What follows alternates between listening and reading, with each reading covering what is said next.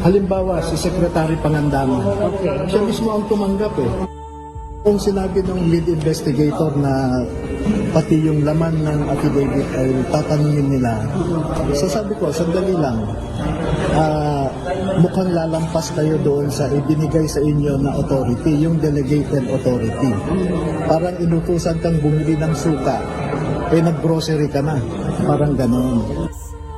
Ang hiningi sa amin ng NBI, yung contract of employment, mga screenshot ng mga chats nila, original ng mga pictures, and so many others, no? Natanggap namin yung subpoena ng NBI noong Biyernes lamang.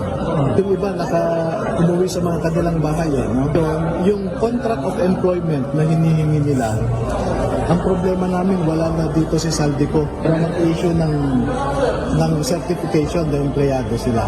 So, ang secondary evidence namin ay yung kanilang mga identification cards. Diba? Pero nung terminate sila, pinasurrender ang kanilang mga identification cards. Pero meron kaming mga litrato ng identification cards. Yung iba, pero yung iba, personal. Halimbawa, si Secretary Pangandaman, siya mismo ang tumanggap eh. Pumunta siya sa basement 3 ng Horizon Homes, siya mismo ang tumanggap. So, hindi totoo yung hindi direkta, no?